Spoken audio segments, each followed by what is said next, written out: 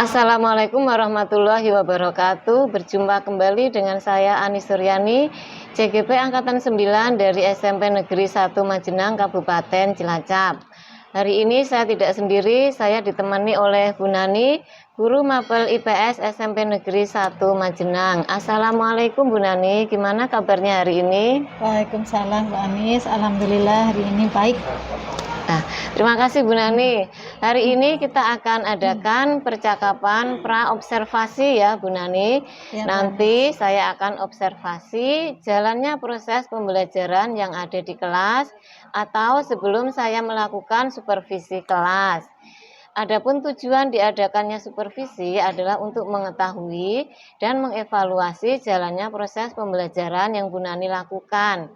Dan kenapa kita hari ini melakukan percakapan pra-observasi adalah sebagai persiapan awal sebelum nanti kegiatan pembelajaran supaya lebih siap dan percaya diri memberikan pembelajaran yang terbaik bagi murid ya Bu Nani. Iya Bu Anis. Nah begini Bu Nani, ada beberapa pertanyaan yang akan saya sampaikan kepada Ibu. Yang pertama berkaitan dengan tujuan pembelajaran. Kira-kira apa tujuan pembelajaran yang ingin Ibu capai? Oke, baik Bu Anis. Tujuan pembelajaran yang saya tulis di sini, rancangan pembelajaran yang sudah saya tuliskan di sini ada dua ya Bu Anis. Yang pertama, peserta didik mampu menganalisis pengaruh kolonialisme dan imperialisme di Indonesia. Yang kedua, peserta didik mampu menjelaskan proses bangsa Indonesia memperjuangkan kemerdekaannya. Seperti itu Bu Anis. Oh ya, baik Bu Nani. Jadi ada tujuan pembelajaran yang akan Ibu sampaikan besok ya Bu. Iya. Kemudian bagaimana dengan area pengembangan yang ingin Bu Nani capai atau yang ingin Ibu lakukan pada saat nanti ada observasi? Baik, untuk area pengembangannya nih Bu Ani, saya tuh menggunakan dua aspek ya. Ada aspek pengetahuan dan juga aspek keterampilan ya Bu. Yang pertama, pengetahuan, anak bisa memahami perjuangan bangsa Indonesia dalam mencapai kemerdekaannya.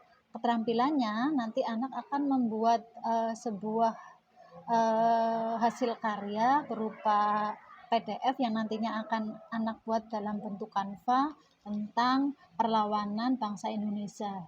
Begitu Bu Anis. Oh ya, baik Bu Nani. Jadi area pengembangannya ada dua, yaitu aspek pengetahuan dan aspek keterampilan pada siswa ya Bu. Ya. Nah, saya ingin mendengar Bu Nani bagaimana rancangan pembelajaran yang ingin Ibu terapkan di dalam kelas. Mungkin dari strategi pembelajaran yang Ibu gunakan, model pembelajarannya, ataupun dari metode pembelajarannya Bu Nani. Oke, baik Bu Anis. Untuk strategi yang saya gunakan adalah pembelajaran berdiferensiasi berdasarkan kesiapan siswa yang diintegrasikan dengan pembelajaran sosial emosional. Kemudian saya akan melakukan pembagian kelompok Bu Anis, sesuai dengan kemampuan dan keterampilan serta keaktifan siswa. Dan untuk modelnya saya menggunakan model pembelajaran berbasis masalah atau problem based learning. Untuk metodenya mungkin saya akan menggunakan diskusi kelompok nih Bu, dengan tanya jawab dan juga penugasan. Seperti itu. Oh iya, baik Bu Nani. Jadi yang akan Ibu terapkan di dalam kelas menggunakan strategi pembelajaran berdiferensiasi yang diintegrasikan dengan pembelajaran sosial emosional menggunakan model pembelajaran problem based learning atau PBL dan juga dengan metode diskusi kelompok, kemudian penugasan. Juga tanya jawab ke anak ya Bu. Ya betul. Nah Bu Nani, bagaimana dengan media pembelajaran yang akan Ibu gunakan nanti di dalam kelas? Oke, baik Ibu. Untuk media pembelajaran saya akan menggunakan PowerPoint dan juga menggunakan Canva ya Bu, yang juga nanti digunakan dengan laptop. Jadi anak nanti juga menggunakan HP-nya untuk mempresentasikan atau membuat hasil diskusi mereka yang nantinya akan dipresentasikan di depan kelas. Gitu. Ya, terima kasih Bu Nani.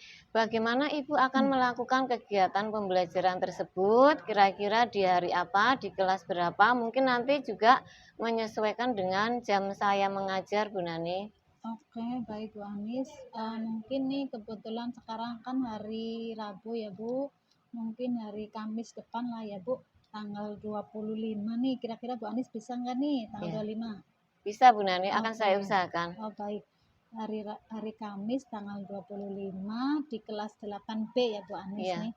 Jam ke-3-4. Oh Seperti iya. itu. Baik Bu Nani, jadi besok hari Kamis tanggal 25 Januari saya akan datang ke kelas Ibu jam ke-3-4 ya. Saya akan melakukan supervisi kelas.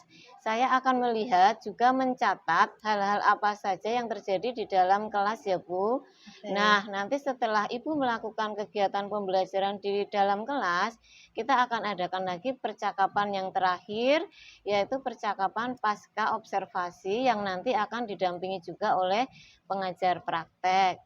Sebelum kita akhiri, kira-kira apa yang Bu Nani dapatkan dari pembicaraan kita pada hari ini, Bu Nani? Baik Bu Anis, saya hari ini mendapatkan gambaran nih Bu tentang media apa yang nanti akan saya gunakan. Itu juga sudah saya persiapkan dari sekarang Bu nih, dan saya sedikit memiliki gambaran dari percakapan yang kita lakukan hari ini. Baik Bu Nani, terima kasih Ibu atas waktunya dan sudah bersedia berbincang-bincang dengan saya di percakapan pra-observasi.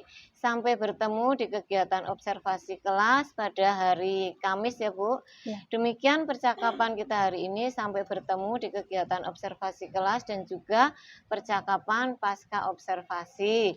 Wassalamualaikum warahmatullahi wabarakatuh. Bismillahirrahmanirrahim. Assalamualaikum warahmatullahi wabarakatuh. Waalaikumsalam warahmatullahi wabarakatuh.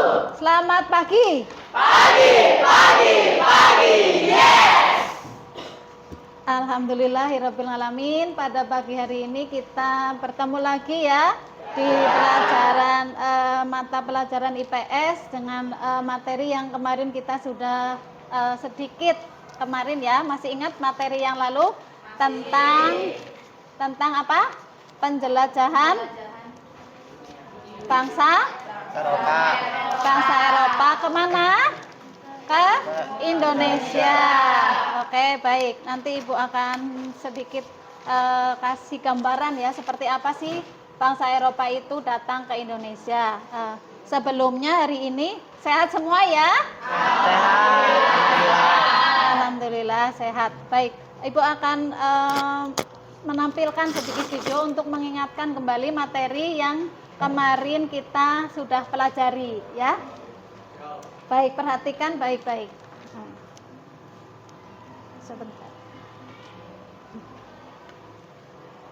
Serta ada ragam hayati dalam hayati, baik minyak bumi, gas, batu bara, hingga emas, menjadi magnet bagi bangsa lain untuk turut menikmati kekayaan yang terkandung di bumi Nusantara. Berkembangnya kebudayaan barat di Indonesia tak lepas dari pengaruh kedatangan bangsa Eropa. Bangsa Eropa yang terakhir sampai di Nusantara adalah Belanda, setelah sebelumnya Portugis dan Spanyol. Meskipun justru Belanda yang menjadi penguasa utama dan yang paling lama di Indonesia. Januari 1800, kekuasaan Veloci Indonesia diangkat oleh pemerintah kerajaan Belanda.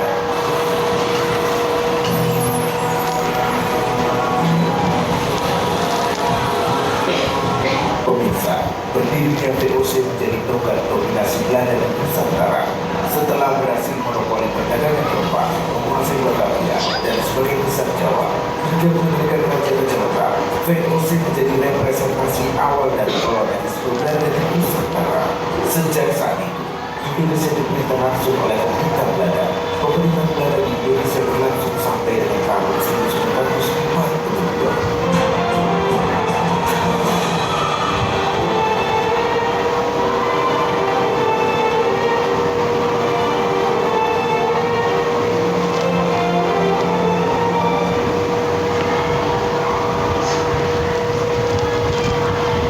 Oke, itulah tadi sejarah ya tentang awal masuknya Belanda di Nusantara.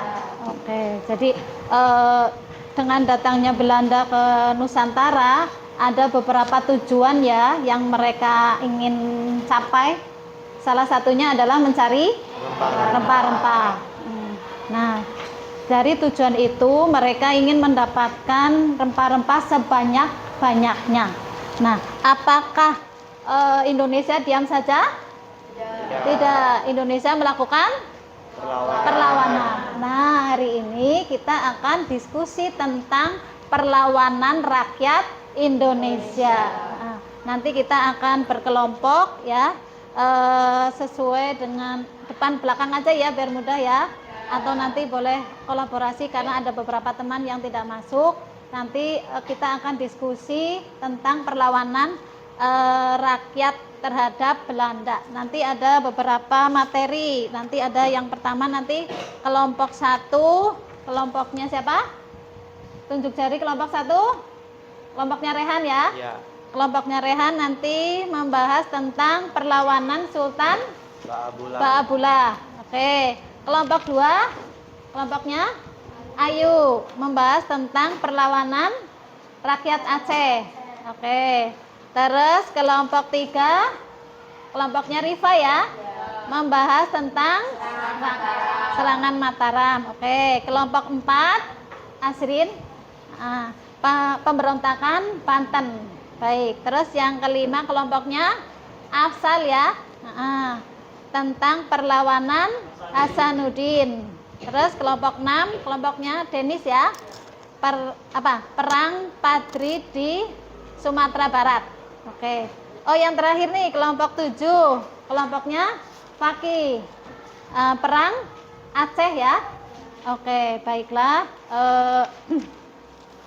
Nanti setelah kita membagi kelompok tadi, kita akan berdiskusi nanti ya, sesuai dengan kelompok yang sudah ada. Nah, sebelum kita diskusi, kita semangat-semangatan dulu ya. Kita ice breaking dulu nih sedikit. Boleh berdiri semuanya? Oke, kita angkat.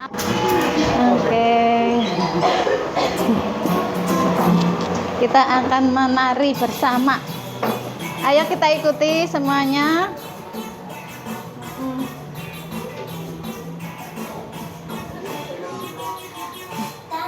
Diputar-putar, tepuk tangan diputar-putar, setiap tahun.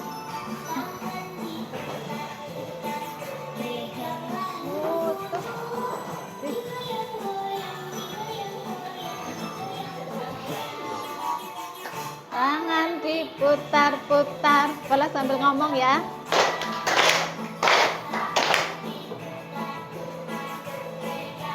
Bahu, tangan diputar-putar, pegang lalu, digoyang-goyang, digoyang-goyang.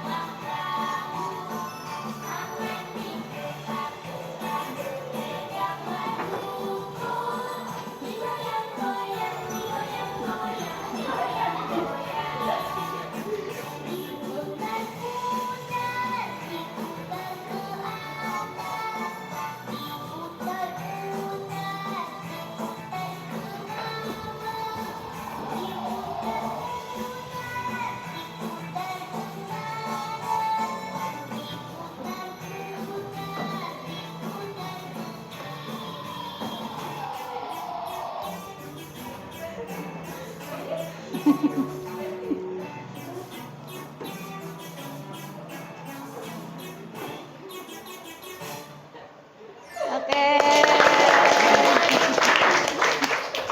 Baik. Oke, baik. Setelah nanti kalian berkelompok, nanti hasil diskusinya kalian buat di HP ya. Nanti bisa dalam bentuk Canva atau PDF atau PPT boleh. Nanti linknya dikirim ke link yang sudah Ibu kirimkan di grup kelas itu ya. Nah, nanti ditulis itu kelompok 1 sampai kelompok 7. Nah, sekarang untuk menyingkat waktu silakan kalian berdiskusi sesuai kelompoknya masing-masing. Silakan berkelompok. Sesuai kelompoknya ya, silakan. Nah, ya silakan.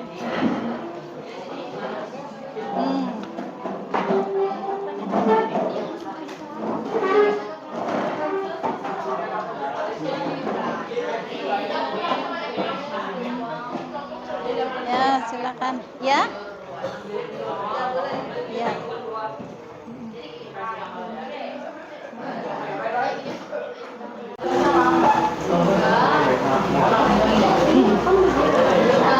Mau kelompoknya mana, Cik? Oh, sini. Ah, sini. Ah.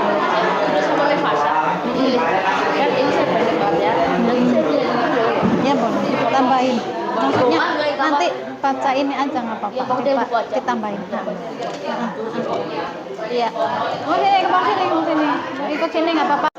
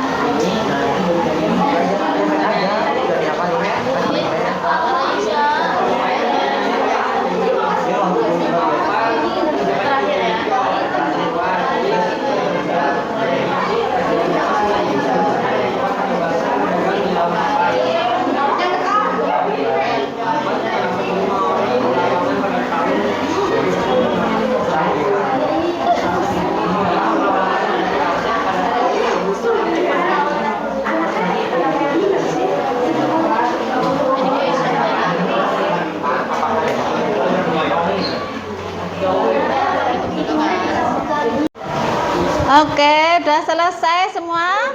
Baik, sudah terlihat di sana hasil diskusi kalian yang tadi sudah dikirim lewat link Google Drive ya.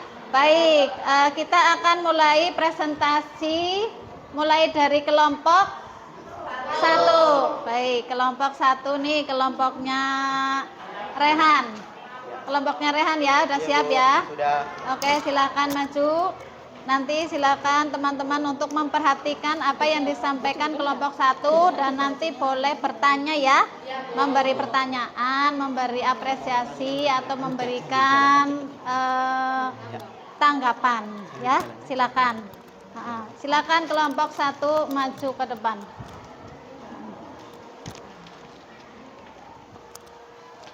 Assalamualaikum warahmatullahi wabarakatuh. Waalaikumsalam warahmatullahi wabarakatuh. Halo teman-teman, apa kabarnya nih? Semuanya baik-baik aja kan? Baik. Oh iya, nah di sini kami dari kelompok 1 ingin mempresentasikan hasil dari diskusi kami, yaitu perlawanan Sultan Bahabula.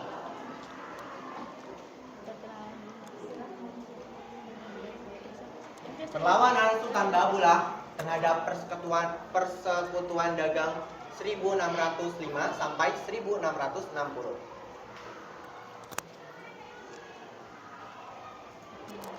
Sebelumnya di sini ada yang tahu nggak siapa itu Sultan Bahabula? Oh, mau tahu? Oke, kita tunjukin ya. Sebelum itu kami ingin memperkenalkan diri. Perkenalkan, nama saya Ahnaf Ryan Idlan dari absen 1. Perkenalkan, nama saya Almirene Sisani Putri Sigi dari absen 3. Perkenalkan, nama saya Dea Farisa Astami, nomor absen 9. Perkenalkan, nama saya Janatun Sefi, absen 17.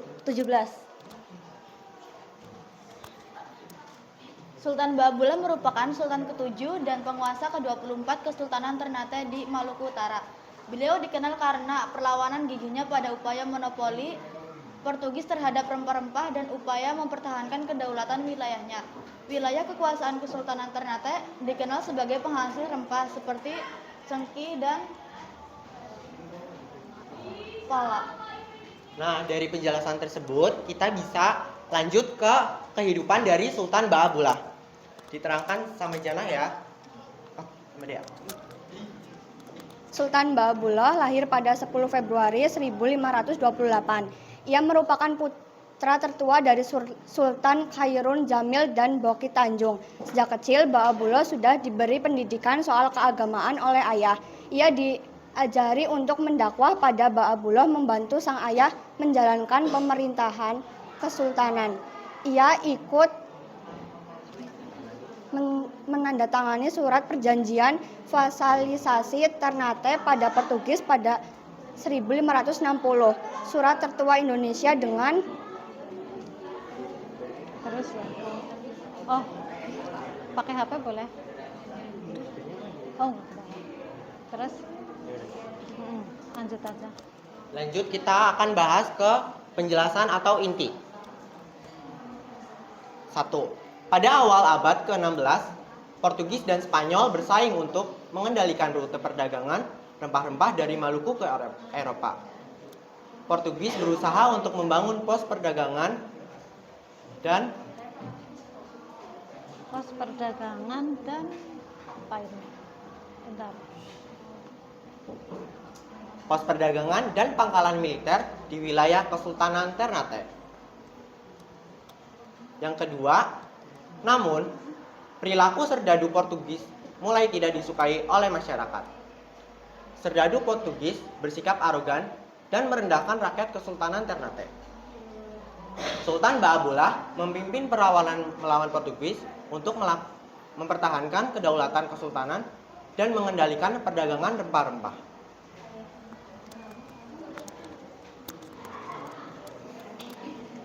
Seterusnya, ada akhir atau ending. Konflik ini berlangsung selama beberapa tahun dengan pertempuran dan tindakan perlawanan berkelanjutan dari pihak Sultan Ba'abullah dan rakyat Ternate. Sultan Ba'abullah berhasil mengusir Portugis dari Ternate, meskipun demikian pengaruh Portugis tidak sepenuhnya terhapus. Beberapa pedagang masih menjalin kerjasama dagang dengan Portugis. Kerjasama tersebut masih terjalin karena Sultan Ba'abullah telah berjanji kepada Portugis untuk boleh berkunjung sebagai pedagang, serta harga cengkih untuk mereka tidak akan berubah. Agar kalian lebih tahu, ini dia ada foto perlawanan Sultan Ba'abullah. Ya teman-teman, bisa dilihat di sini ada foto perlawanan dari Sultan Ba'abullah. Sebelum kami tutup, kami akan lanjut ke sesi bertanya. Adakah yang ingin bertanya? Oh. Mic-nya kasih. Pada abad keberapa Portugis dan Spanyol bersaing? Mic. Saya ingin bertanya. Pada abad keberapa Portugis dan Spanyol bersaing untuk mengendalikan rute perdagangan rempah-rempah dari Maluku ke Eropa? Sekarang ceceran kan udah selesai. Baik, terima kasih kelompok 2 sudah bertanya ke kelompok kami. Akan kami jawab ya. Pada awal abad ke-16, Portugis dan Spanyol bersaing untuk mengendalikan rute perdagangan rempah-rempah dari Maluku ke Eropa. Seterusnya, adakah yang ingin bertanya lagi mungkin? Saya. Apa alasan Sultan Ba'abullah memimpin perlawanan melawan Portugis? Baik, terima kasih atas pertanyaan dari kelompok 4. Akan saya jawab. Sultan Ba'abullah memimpin perlawanan melawan Portugis untuk mempertahankan kedaulatan kesultanan dan mengendalikan perdagangan rempah-rempah. Demikianlah presentasi dari kami. Kurang lebihnya mohon maaf. Wassalamualaikum warahmatullahi wabarakatuh. Waalaikumsalam warahmatullahi wabarakatuh. Oke. Baik, kita lanjutkan presentasi selanjutnya ya. Baik, kita akan masuk ke kelompok 2. Kelompoknya Ayu. Ya, silakan.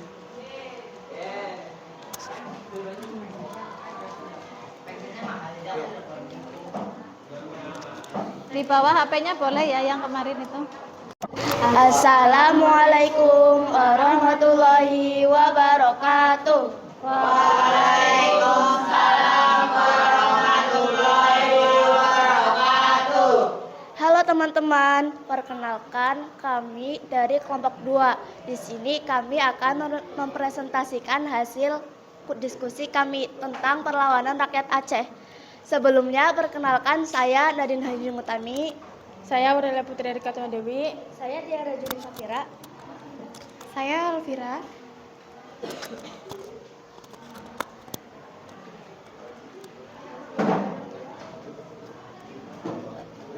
Rakyat Aceh pada sejak dahulu sudah dikenal sebagai wilayah yang menolak kekuasaan bangsa asing.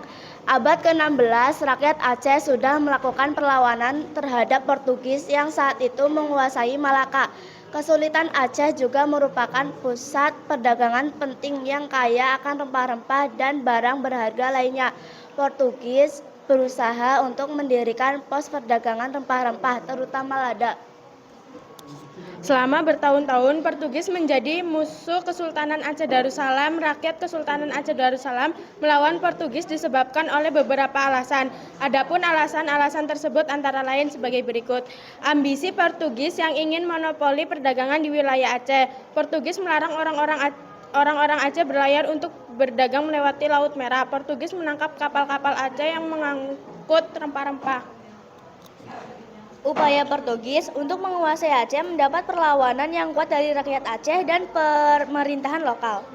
Raja Aceh saat itu Sultan Iskandar Muda, dikenal sebagai tokoh yang gigih, memimpin perlawanan terhadap upaya kolonialisasi Portugis. Serangan rakyat Aceh pada masa pemerintahan Sultan Iskandar Muda mampu membuat Portugis di Malaka kewalahan. Selain melakukan serangan fisik, Sultan Iskandar Muda juga melakukan blokade perdagangan agar kekuatan Portugis di Malaka goyah. Rencana blokade terkendala karena beberapa raja kecil yang masih tetap berdagang dengan Portugis. Perjuangan rakyat Aceh membuahkan hasil setelah serangkaian upaya militer terhadap pos perdagangan dan pangkalan militer Portugis di wilayah-wilayah sekitar Kesultanan Aceh. Pada tahun 1629, Kesultanan Aceh berhasil merebut benteng Portugis di Malaka. Keberhasilan tersebut mengukuhkan kekuasaan dan pengaruh Aceh di kawasan tersebut. Sebelum kami tutup, apakah ada pertanyaan? Silakan yang mau bertanya. Ya, silakan. Asrin? Ya. Mic-nya.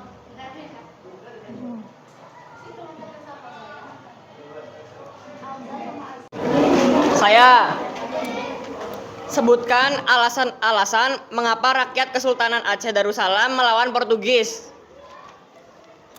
Terima kasih atas pertanyaan dari kelompok 5. Jawabannya yaitu A. Ambisi Portugis yang ingin monopoli perdagangan di wilayah Aceh. B. Portugis melarang orang-orang Aceh berlayar untuk berdagang melewati Laut Merah. C. Portugis menangkap kapal-kapal Aceh yang mengangkut rempah-rempah. Selanjutnya, apakah ada yang bertanya lagi?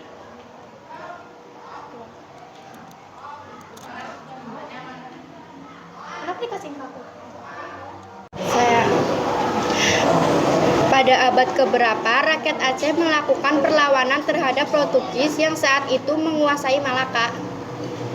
Terima kasih atas pertanyaan dari kelompok 4 yang akan kami jawab, yaitu pada abad ke-16.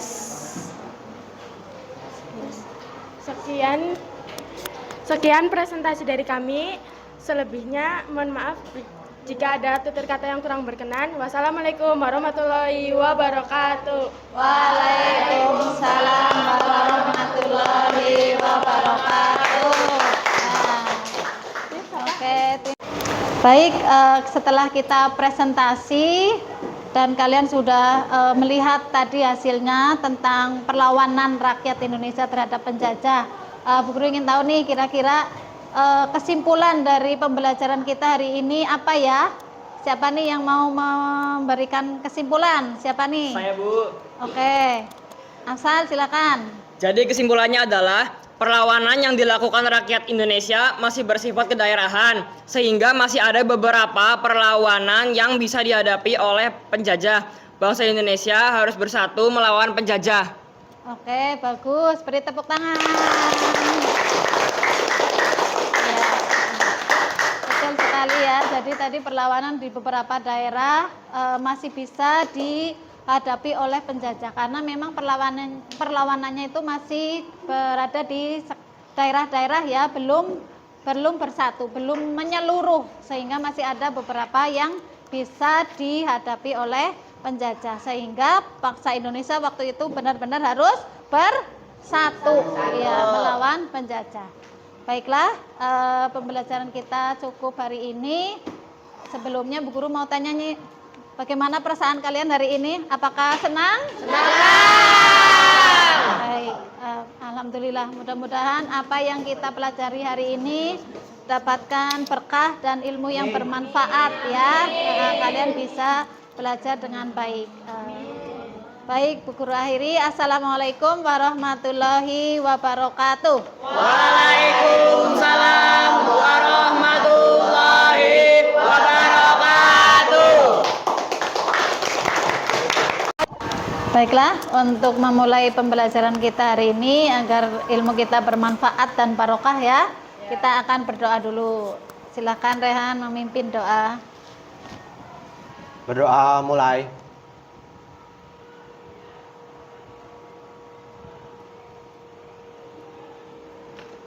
Doa selesai.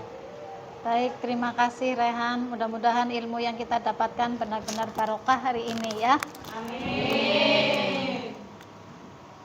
Assalamualaikum warahmatullahi wabarakatuh. Jumpa lagi dengan saya Ani Suryani, CGP Angkatan 9 SMP Negeri 1 Majenang Kabupaten Cilacap.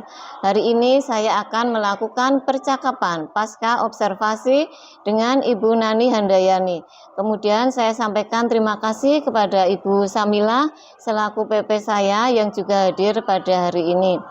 Minggu kemarin saya sudah melakukan percakapan pra-observasi dan melaksanakan observasi di kelas.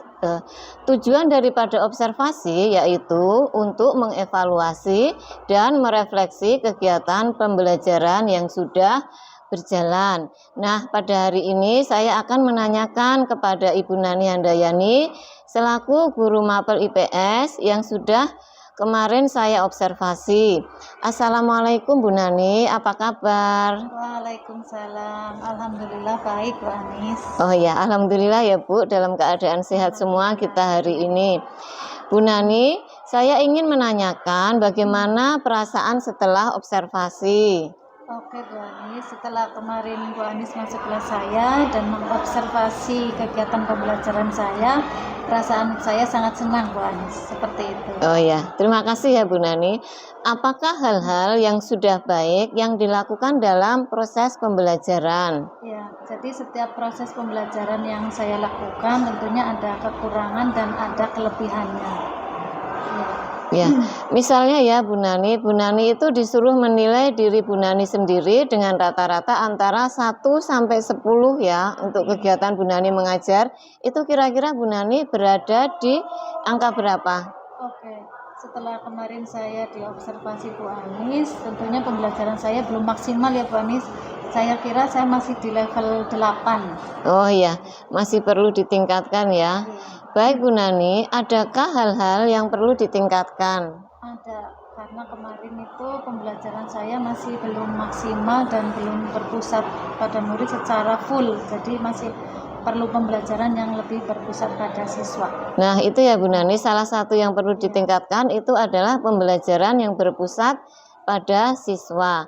Kemudian untuk rencana tindak lanjutnya bagaimana? Rencana tindak lanjutnya nanti saya akan berusaha membuat situasi pembelajaran yang lebih menyenangkan, Bu Anis. Ya. Karena pelajaran saya itu pelajaran IPS, harus banyak membaca dan menghafal.